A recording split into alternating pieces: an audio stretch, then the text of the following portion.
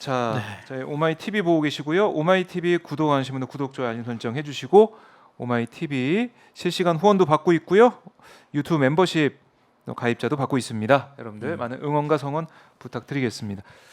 자, 이 얘기도 좀 해볼게요. 이제 수출 어렵다. 이 상황도 얘기했지만 나라 살림도 좀 어렵습니다. 네. 뭐 이른바 이제 쌍둥이 적자가 이제 발생하고 있는 그런 상황을 볼 수가 있는데 네. 재정 상황 크게 나빠지고 있다고 하는데 어느 정도가 나쁜 거예요? 그러니까 이것도 이제 최근에 지금 자료가 나와가지고 이제 오늘 네. 간단히 좀 말씀을 드려야 될 것 같아서 가지고 왔는데 음. 이게 지금 기획재정부가 지난 주말에 이제 발표를 합니다. 재정 동향 5월달 재정 동향을 발표했는데 이게 지금 나라 살림. 네 맞습니다. 나라 살림이죠. 지금 쉽게 말하면 올 3월까지 저 앞에 총 수입이 있고 총 지출이 있고 지금 표에 보시면 총 수입, 총 지출 뭐 이런 게 있습니다. 통합 재정 수지, 네. 뭐 관리 재정 수지 뭐 이런 좀 용어 자체가 좀 뭐 이렇게 어려운데 그냥 총 수입이라 하면 한 나라 이번 달 그냥 지난 1분기 네. 석 달 동안에 우리나라 정부가 우리나라가 총 벌어들인 수입이 얼마냐? 쭉 보면 23년 잠정이에요. 3월 누계라고 쭉 보시면 가운데 145.4 이렇게 써 있습니다. 네. 그렇죠? 저기 이제 그렇네요. 145조 원이거든요. 조원이니까. 단위가 조원이니까 145조 4천억. 네. 지난 4달 동안 들어온 총수입. 총수입이 145조 4천억이라는 뜻이고요. 밑에 총 지출이잖아요. 나간 돈. 네. 나간 돈. 186조 8천억. 이게 나갔다고 합니다. 팔자인가요? 180. 186. 186인 줄 알았네요. 그래. 186조. 네. 지금 그러면 이제 이게 145조 이게 총 수입이 이게 네. 작년 1년 전에 비교해서 어떠냐? 1년 음. 전에 비교하면 2022년을 보시면 돼요. 예, 있네요. 2022년 총 수입이 170조 원이었어요. 170조 4천억. 근데 145조 4천억이니까 이게 지금 벌써 얼마 줄어듭니까? 보면 감소한 금액이 25조? 그렇죠. 25조 원 옆에 지금 세모 25가 이게 세모가 네. 저게 마이너스라는 뜻이에요. 네. 25조 원이 줄어들었습니다. 25조 원. 아하. 25조 원이 석 달 동안에 25조 원이 줄어들었는데 어마어마하게 줄어드는 겁니다. 그렇죠. 지금. 어떻게 뭐 하느라고 이렇게 줄어들었을까? 수입이 찾아봤더니 줄어들었다. 예. 그 이유가 부동산. 일단 아. 부동산 거래하면서 뭐 예를 들어서 뭐 거래세, 취득세 이런 거 내잖아요. 네. 그런 부동산 경기가 좀 침체되어 있어가지고 거래 자체가 없으니까 그러니까 이제 부동산에 거래 음. 그 들어간 비용이 쉽게 말하면 그 세수입이 줄고 줄었다. 거기에 또 부동산 여러 가지 이번 정부 들어가지고 감세 엄청나게 했지 않습니까? 아하. 종부세 종합부동산 포함해가지고 그렇죠. 그러니까 다주택자들 다주택자들 세금. 그 세금도 다 깎아주고 없애주고 그다음에 또 상한선 줄여주고 그 소득세에서 줄어드는 게 7조 넘는 돈이 줄어들었대요. 많이 줄어들었네요. 그렇습니다. 네. 그리고 법인세에서 한 6조 8천억이 또 줄어들었대요. 법인세도 감면했잖아요. 네, 했죠. 예. 그러니까 벌써 지금 이 석 달 동안만 줄어든 금액이 이 종부세, 뭐 부동산세, 뭐 법인세 이쪽 줄어든 금액만 벌써 한 14조 원 넘게 줄어든 겁니다. 네. 그러니까 물론 법인세 감면 측면도 있지만 기본적으로 경기가 안 좋아가지고 기업들이 이익이 없어서, 이익이 없어서, 네, 세금 낼 게 없어서 그러다 보니까 아. 줄어든 측면도 있어요. 네. 근데 하여튼 석 달 동안에 25조 원이 줄어든 것은 엄청나게 줄어든 것이고. 그래요. 그 수입 자체가 줄어든 모습이고. 네. 근데 재정 지출 이거는 또 만약에 수입이 적으면은 지출을 더 줄이면 수지를 맞출 수 있을 것 같기도 한데 재정 지출은 좀 어떻습니까? 저기 아까 표에도 나와 있는 것처럼 네. 지출도 보시면 아까 지출이 186조라고 했잖아요. 네. 186조 8천억인데 음. 1년 전에는 200조 원 지출했었어요. 200조, 203조 원. 지출도 줄었네요. 지출도 줄었어요. 어. 지출이 16조 9천억이 줄었습니다. 이거 뭐 잘한 겁니까 어떻습니까? 이게 이제 2022년에는 뭐 코로나 19 대응해 가지고 뭐 여러 가지 소상공인 손실 뭐 이렇게 가지고 좀 금액이 좀 좀 더 지출이 많았다고 해서 네. 상대적으로 지출이 어떻게 보면 더 줄었다. 총 지출 우리가 지금 작년 1년에 비해서 줄었다고 볼 수는 있고 네. 오히려 뭐 좀 어떻게 보면 알뜰하게 뭐 재정을 좀 알뜰하게 쓴 거 아니냐라고 할 수도 있지만 사실 지금 현재 그 186조 보면 그렇게 보면 사실 여기 밑에 보면 재정 수지 적자 가지고 세모여조 41조라는 게 나옵니다. 네. 그러니까 16조 원을 지출을 줄였다는 얘기는 그만큼 돈을 정부가 쓰지 않았다는 것이고요. 경기 침체 과정에서 사실상 정부가 긴축 정책을 해왔다는 것이고, 아하. 그리고 총수입에서 총 지출 빼버리면 41조가 이제 마이너스 적자가 이렇게 돼버린 건데, 네. 그러면 41조 적자에다가 지금 저 추가로 뭐 여러 가지 여기는 이제 순수한 그 총 지출 뭐 총수입 총지출 뺀 거지만 여기 이제 국민연금 뭐 4대 보장성 보험 이런 것까지 이제 그런 마이너스로 잡는 게 있어요. 그래서 이제 예. 그때 관리 재정 수치라는 게 있는 건데 관리 재정 수치죠. 관리를 재정. 할 수밖에 없는 그렇습니다. 그 재정. 그게 이제 마이너스 54조 원이라는 거예요. 네. 그러면 지금 재정이 석 달 동안에 지금 재정이 마이너스 54조 원 네. 적자라고 발표를 한 건 뭐냐면 그만큼 우리 재정 자체가 굉장히 불안하고 어렵다는 거죠.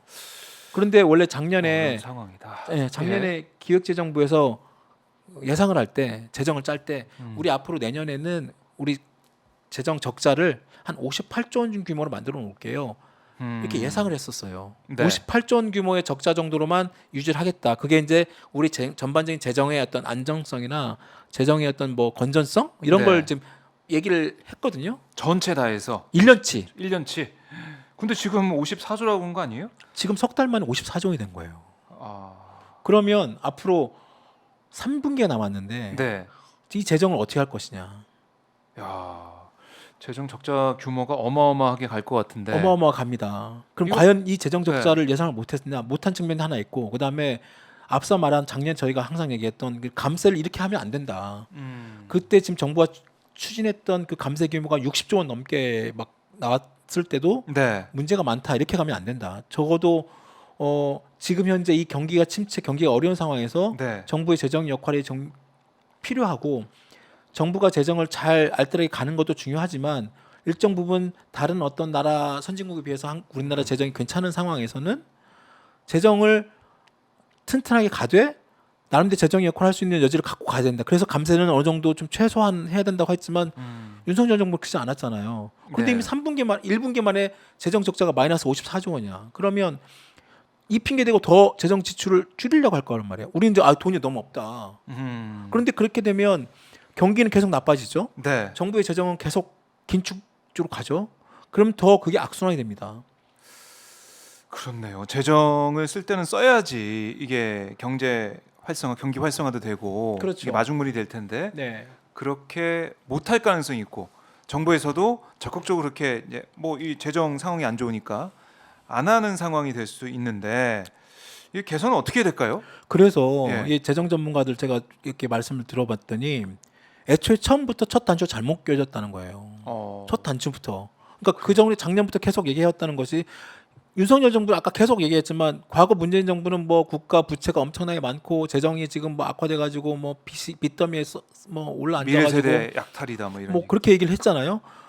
그렇게 그러면 정말로 보면 재정을 알뜰하게 꾸민다든가 차라리 그렇게 되면 정말 자신들이 말대로 재정이 정말 파탄 나가지고 국가 재정이 파탄 나가지고 빚더미 안고 네.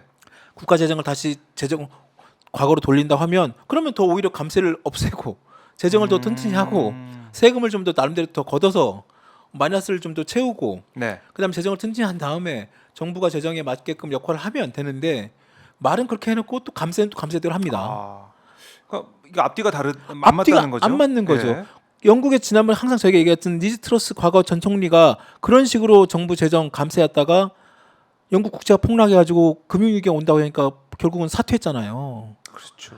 우리나라 정부가 지금 재정 적자가 이게 이 마이너스 54조 원의 의미가 큰 것이 뭐냐면 네. 이 재정 적자가 이렇게 크잖아요. 그럼 앞으로 우리나라가 지금 어떻게 이거 이 1분기가 마이너스 54조 원인데 만약 2분기, 3분기, 4분기 갔을 때 만약 수백조 원의 재정 적자 확대된다고 하면 네. 국가의 다른 나라에서 우리나라 한국 경제를 볼 때 내지 한국의 국가 상황을 볼 때 야 너네 적자가 이렇게 심한데 과연 어떻게 이걸 메꾸려고 할래? 네. 그런데 감세는 계속 하고 있고 그런데 이걸 돈을 들어오는데 가만 보니까 기업들이 지금 수출도 잘 안 되고 기업들의 재고도 쌓이고 경제에서도 성장이 1%도 안 돼. 네. 그러면 국가 신인도가 떨어집니다. 국가 신인도가 떨어지면 어떻게 되냐면 네. 영국 국채처럼 많이 한국 국채가 엄청나게 또 폭락하게 됩니다. 국가 신인도 떨어지고 정부 한국 정부가 바라는 국채의 신용도가 떨어지고 네. 그러면은 외국 자본의 이탈이나 외환 보유가 줄어들 수가 있고요. 환율이 굉장히 급등하면서 불안해집니다. 환율 얘기 나오면 좀 진짜 우리 국민들 그러니까요. 불안해질 그래서 국가 부도라는 IMF 얘기, 때문에. 그러니까 국가 부도라는 얘기가 나오는 아. 거예요. 그래서 국가 재정의 이런 부분을 튼튼히 하라는 얘기가 그런 것에서 나오는 다 거예요. 연결이 돼 있군요. 그럼요. 그런데 지금 윤석열 정부 이번에 마이너스 54조 원에 대한 이 부분에 대해서도 지금 분위기는 이게 지금 약간 뭐 기저효과도 있고 숫자상으로 좀 그렇게 보일 수 있지만 하반기에는 좀 나아질 수 있을 거다라고 얘기는 합니다. 어떻습니까? 나아질까요? 근데 그렇게 지금 안 보고 있잖아요. 아까 저희가 말씀드린 것처럼 스탠다드 포어스나 지금 심지어 KDI조차도 그다음에 그조차도 지금 1% 지금 계속 낮추고 있으니까 그렇죠. 성장률을. 네, 전망치를 지금 낮추고 있잖아요. 1% 초반대로 성장률을. 네. 그런데 지금 뭐 중국의 뭐 리오프닝도 지금 기대한다고 했는데 그것도 사실상 물 건너간 것 같고. 그 중국의 리오프닝 효과를 거의 지금 이 한중 미중 갈등 속에서 윤석열 대통령이 지금 거의 사실상 날린 거 아니에요. 아니, 참 이게 재정 문제도 이제 보통이 아닌데 네. 그러면은 재정 적자니까 이걸 뭐 개선해야 되는 여러 가지 방법, 이제 감세를 처리하는 게 제일 큰 걸로 보여지는 상황인데 일정 부분 좀 정책을 좀 전환해야 된다. 그럼에도 불구하고 이 경기가 안 살아나고 힘들고 이러면은 그 쓸 돈이 없다고 또 방기할 수 없잖아요. 그냥 두고 볼 수는 없는 거 아닙니까? 그래서 국가 이제 경제에서? 뭐 경기를 부양해야 된다는 측면에서 좀 보면 추경 얘기가 또 나올 가능성이 높고요. 그거는 또 윤석열 정부가 아예 안 할 것 같고요. 싫어하죠. 예. 되게 싫어하지 않습니까? 추경을. 특히 추경호 장관이 추경 싫어한다고. 추경 나는 더 이상 추경 안 한다 막 그 대놓고. 예, 재정 건전성을 또 강조하고 있으니까. 그러니까요. 그런데 결국 그것도 빚이거든요. 그렇죠. 뭐 빚이니까 빚을- 안 지면 제일 좋긴 그렇죠. 한데. 그런데 과연 그렇게 지금 현재 이 상황에서 음, 그리고 더더군다나 지금 이 그 금리도 지금 당장 인하하기 어려운 상황이고 네. 왜냐하면 지금 미국과의 금리 격차가 지금 1.75%포인트로 굉장히 크게 그럼요. 그렇죠. 근데 여기서 또 금리 인하를 하기도 되게 어렵고 그리고 금리도 사실상 아직 4% 수준 물론 3.7이라고 합니다만 4% 실질적인 그런 원유나 이런 거 빼면 에너지 빼면은 4% 이상 여전히 유지하고 있고 그러니까 한은행도 지금 금리 인하를 당분간 못 하고 그러면 내년 총선 앞둔 그 정부 입장에서는 추경은 못 한다 하지만 아마도 국민의힘 쪽에서 오히려 그런 얘기를 적극적으로 나올 가능성이 높습니다. 저희 경기를 부양을 해야 되니까 살려야 되니까 그렇죠. 추경 얘기가 나올 수밖에 없는 건데 물론 뭐 추경이 꼭 나쁜 것만 아니고 그렇죠. 꼭 쓸 때 맞아요. 잘 추경을 해서 쓴다면 맞아요. 경기를 살리는데 경제를 살리는데 도움이 될 수 있으니까 맞습니다. 그걸 봐야 되는데 과연 그렇게 될 것이냐. 그리고 그 전제 조건은 무분별한 감세 이걸 철회하면서 그렇죠. 재정 튼튼하게 할 수 있는 그 방향으로 가면서 추경이 된다면 모르겠지만은 그렇죠. 계속해서 부자 감세 기조를 이어가면서 이렇게 한다는 거 이건 또 악영향만 미칠 맞습니다. 수밖에 없다. 맞습니다.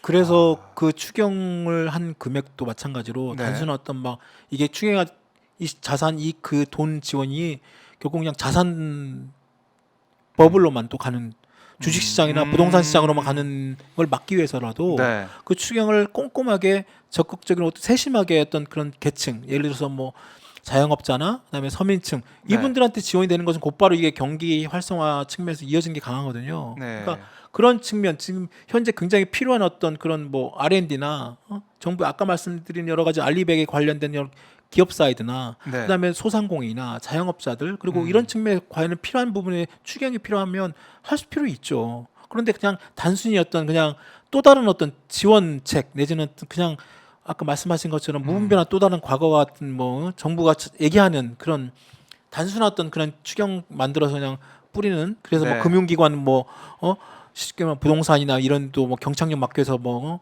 예를 들어 뭐 미분양 아파트 뭐 사들인다는 데 쓴다거나 뭐 그런 좀 식으로. 그런 식의 말도 안 되는 식으로 또 쓰게 되면 또 다른 측면에 또 부작용이 있을 수 있죠. 효과적으로 네. 국민들, 서민들에게 도움이 되는 중산층에 도움이 되는 방향으로 가는 추경을 포함해서 나라 살림이 어려운 상황에서 네. 대책을 좀 마련해야 된다. 이렇게 정리를 한번 해볼 수가 있겠습니다. 자, 이 상고하저 상저하고라고 맨 처음에는 경기에 대해서 얘기를 했었는데 네. 지금 이제 5월 다음 달 되면 6월, 이제- 6월도 얼마 안 남았고 이제 하반기예요. 하반기 곧 얼마 안 남았는데 네, 네. 이게 뭔가 경제 상황이 확실히 좋아질 거란 느낌은 좀 안 들고 있어서 맞습니다. 걱정이네요. 네, 이미 그래서 이미 이제 여전히 뭐 기재부 최근에 어떤 발표 내용을 보면 여전히 상저하고는 기대한다. 기대한다. 아니 기대는 뭐 그런 말 다 할 수 있죠. 네. 근다고 물론 이제 이미 정부가 작년 올 초부터 자신들이 해온 말이 있기 때문에 그걸 곧바로 뒤집을 수는 없겠지만 네.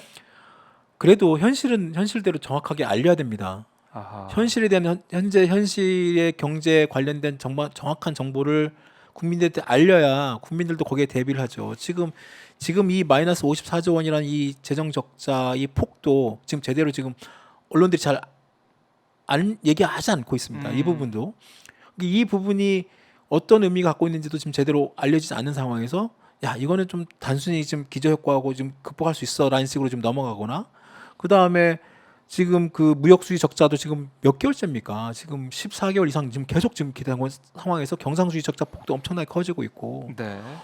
아까 말씀드린 것처럼 무역 수지 경상수지 적자 그다음에 지금 우리나라 재정 살림의 마이너스가 이 폭이 커지는 거 그리고 이 재정 수지 적자가 폭이 커지면서 국가 외부에서 바라볼 때 경제 성장률 자체가 거의 1% 이하로 떨어지고 금리는 계속 높고 네. 그러면 아까 말씀드린 것처럼 외국에서 봤을 때 한국 경제 저거 괜찮을까? 그러니까요. 당장 환율도 보면은 달러가 좀 약세를 보이는 상황 그런 기간 동안에도 원화가 더 약세라서 그러니까요. 1,300원대, 네, 네. 40원까지 막 가고 막 이러고 있으니까 사실 저희들도 몇 번 말씀드렸습니다. 이미 외국 IMF나 OECD나 IMF는 우리나라 경제 전망치를 4번이나 내렸어요. 네. 다른 나라는 올렸어요. 다른 나라는 이미 중국 포함해가지고 다른 나라는 이제 엔데믹 끝나면서 나름대로 소비나 고용이나 이런 부분들이 나름대로 좀 견조하게 나와서 경제가 좀 살아날 것이다. 경쟁력 다 올렸는데 네. 한국만 유독 아하. 한국만 4번을 경제 전망 수정을 합니다. 낮게. 그러니까 지금 우리 경제팀의 경제 이제 기조가 사실은 글쎄요. 이게 좀 유효한 대책을 내놓고 있느냐, 잘하고 있느냐 여기에 대해서는 계속해서 의구심 나올 수밖에 없는 그런 성적표 다른 나라 비교해 봐도 맞습니다. 네. 어떻게 돌파해 나갈 것이냐. 이번에 이제 G7 뭐 그 일본 히로시마에서 하고 네. 그 다음에 끝나고 올 말에 그 지금 G7에 참석한 EU 그 대표단이 한국으로 옵니다. 가지고 한 EU 정상회담을 해요. 예. 서울에서. 네. 아까 말씀하신 EU 기업들 국가 탄소 중립, 그 다음에 기후 위기 그 관련된 경제 이슈도 물론 용산에서는 뭐 한 EU 또 안보 동맹 또 얘기할 겁니다. 우크라이나 전쟁 포함해가지고 그렇죠. 폴란드 있으니까 또 안보 동맹 또 얘기할 거예요. 근데 네. 안보 동맹 거기에 또 가려져서 경제 이슈가 분명히 있고 아. 한 EU 쪽에서도 분명히 그 경제 관련 내용이 나올 겁니다. 그런데 아까 말씀드린 알리백처럼 네. 지금 탄소 중립 포함해가지고 탄소세 일부분들을 지금 그 정말로 이번 한 EU 정상회담 때 오히려 우리나라가 적극적으로 문제 제기를 하고 우리나라 현재 상황에서 여기에 맞출 수 있는 그런 협의 과정 그런 부분들 좀 끄집어내야 돼요. 근데 지금 그런 그렇네요. 얘기도 안 나옵니다. 지금 그 얘기 또 해줘야 되는데. 네, 그런 얘기 자체를 아마 못 하고 분명히 또 뭐 우크라이나 전쟁 관련해 가지고 뭐 또 무기 지원 얘기부터 해서 뭐 또 자유 얘기하고 자유민주주의 얘기하면서 가치 동맹. 가치 동맹 네. 아마 또 그 얘기 나올 겁니다. 좀 답답하죠. 네. 네. 실질적인 국익에 도움이 되는 그런 회담들, 뭐 지금 G7 정상회의, 한미일 정상회담 쭉쭉 이어질 텐데요. 유럽 정상 만나서도 우리 국익을 좀 챙길 수 있는 네. 자리가 되기를 바라보겠습니다.